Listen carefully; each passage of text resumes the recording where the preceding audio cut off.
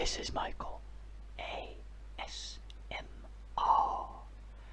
As you might have guessed from the title, I'm going to relax you by air tracing some diseases. It's all the rage now. Not air tracing diseases. The diseases are all the rage. Be relaxed by diseases. But then I guess 2020, anything goes. Hope you enjoy. Now, I have to think of the diseases.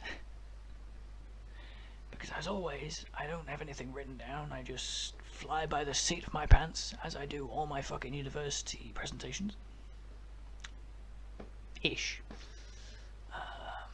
I like improvising, it's fun. There was a girl in my university classes, she said that that's the best thing I do. So I live by what she said. Yeah, okay, so in no particular order. There could be the shit diseases. There could be the amazing diseases. I don't know. If you'd call them amazing, they kill a lot of people. Rip to them. Anyway, look at this. Almost a minute and a half. Beautiful. Anyway. Right, yeah, lovely. Fucking professional as fuck. As I buy more time, as I try to think of. Okay.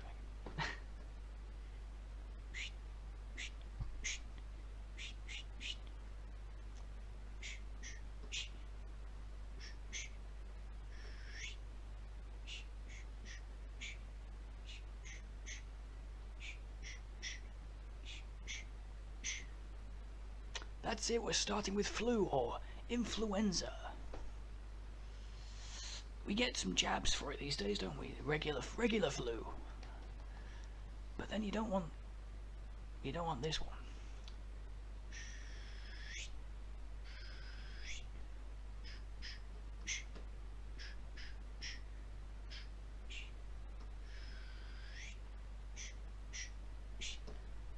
Spanish flu.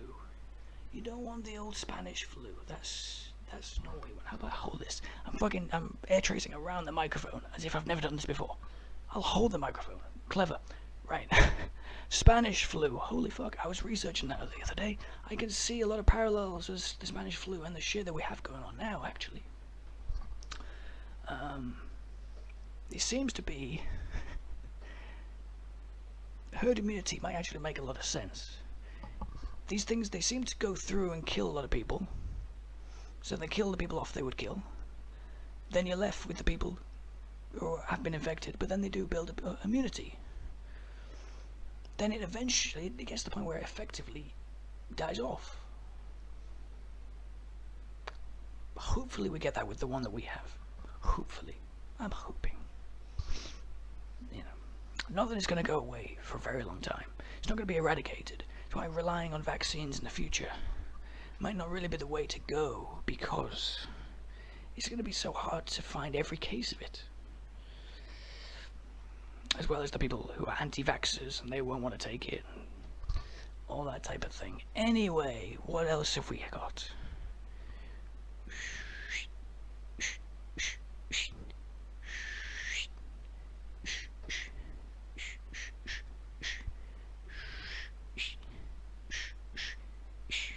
Cholera. Don't know much about that. Sounds bad, right? You have cholera. Ooh. Is it in my collar? No. Cholera. Cholera. And also the Spanish flu. They had social distancing in those days. They called it crowd control. But it varied from place to place. And also, interestingly, part of my research, they call it the Spanish flu, not because it came from Spain. It came from China. Big shock. But Spain was neutral in World War I, and it was the only country, really, that was giving out a fair amount of statistics to do with the flu, with that virus. Because all the others didn't want to give their enemies information on who's dying and that type of thing. So how were they rewarded? They'll name the flu after you. Spanish flu. Thanks a lot. So I guess we should thank Spain. Or should we thank them for being neutral? The world is a grey area, that's for sure. Alright, yeah, I'm buying myself time, you can tell.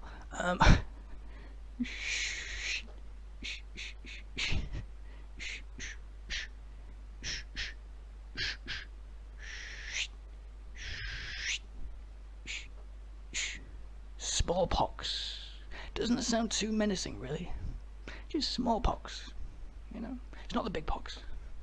Not even the medium, moderately sized pox. It's the smallpox. How bad can that be? Seeing as a lot of people died from it, pretty bad. Alright. Okay. On that theme. Yeah.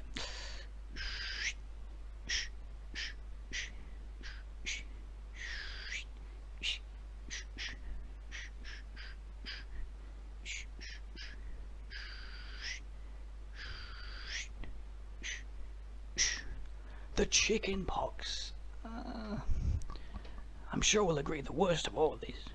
No, the shittest. Surely the shittest. Right? Chickenpox. I had it. I've still got a couple of scars there. Chickenpox. Yeah. Chicken. I mean, that just sounds dumb, doesn't it? Chickenpox. How could anybody be scared of something called chickenpox? I'm sure it's killed some people, though. No disrespect to the people who have been killed by chickenpox. But then some people do die from tea cozies or falling over on some pillows. If you fall at just the right angle, maybe you'll hit the pillows and you'll bounce off and then you'll hit on the floor and you'll die. People die from the stupidest shit. Anyway. Okay. 2 terms for this one. I don't quite know how they work.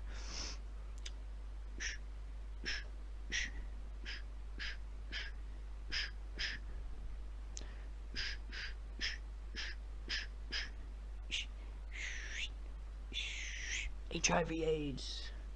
People usually just say one of it. HIV or AIDS. Is it the same thing? I know my Spanish flu, but I know fuck all about that other than the association with gay people, right? I don't know anything about HIV/AIDS. Hey, I can air trace it. That's good enough, isn't it? Why not exploit the deaths of hundreds of millions of people by air tracing them for your relaxation? It's your fault, really. I'm blaming you. Alright, yes, okay. Now, more diseases. More things that have killed people. Come on, why can't I think of more? There we go.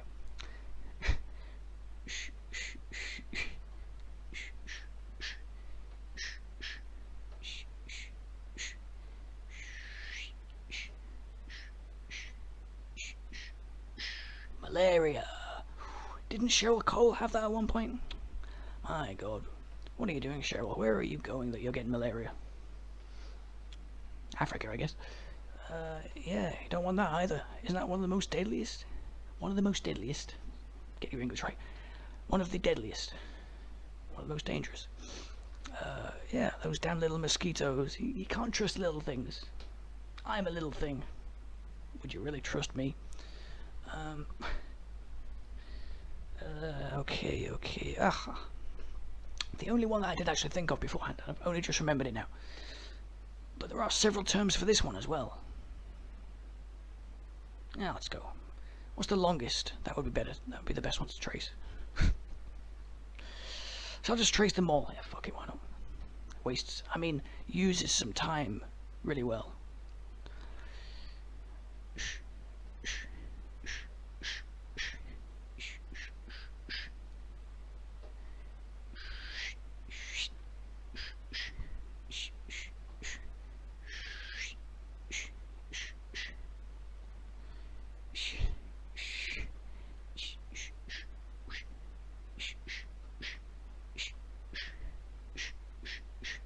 That was one term.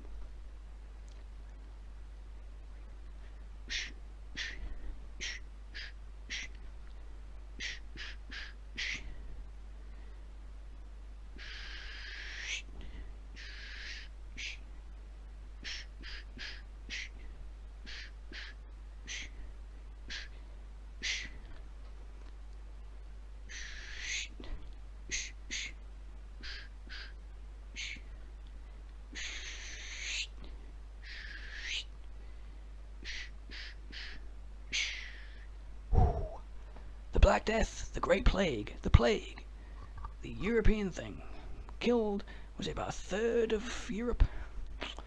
Damn. Apparently the Spanish flu. It's all about the Spanish flu. Can you tell I've just been reading about that? That have infected a third of the world. We do not hear enough about the Spanish flu, folks. Overshadowed by World War I. But anyway, the plague. Now in Europe, Europeans, we hear about that maybe more than any other disease. And that was significant. That was a bad one. That was a bad one. You know, people didn't know how to deal with it. Although they say that. And of course they didn't technically. They didn't know everything about germs, hygiene, to the level that we take for granted now. But I have a suspicion that people have always wanted to keep distance with people with who are diseased. That's why they'd paint crosses on doors. It's why you generally they've always kept people away. We've always had versions of quarantine. So I think we've always known the logic of staying away from diseased people. But not enough, not well enough. So they'd still move the dead, they'd still be with them. Maybe they thought that once the person was dead, the disease had died, you know, that type of thing. Maybe it all just ends that easily, that quickly. Which can be the case, but you need some time. Viruses and diseases, they need to be time before they're properly gone, before they're ineffective and can't spread. So I guess that's my theory, that we've always understood that. We haven't known the specifics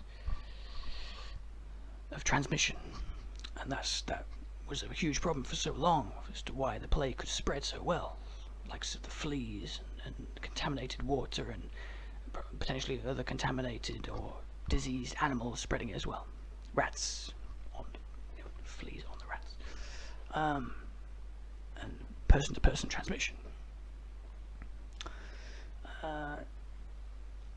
So it's unlucky, really. I think we've been pretty unlucky, humanity. We've generally understood to keep away from diseased people, but we just haven't known how important it is to have that social distancing. It's very important. I'm still not quite sure we fully understand the importance of it. We're doing social distancing to a good extent, but maybe not to the level that we could. It's interesting. I hope you're all keeping safe out there. Can't think of any more diseases. I'm glad you've tolerated my rambling. It's very strange times. The world's interesting. It's not fucked up. It's interesting. There are interesting developments. Always view them from a critical perspective. Critical, analytical perspective.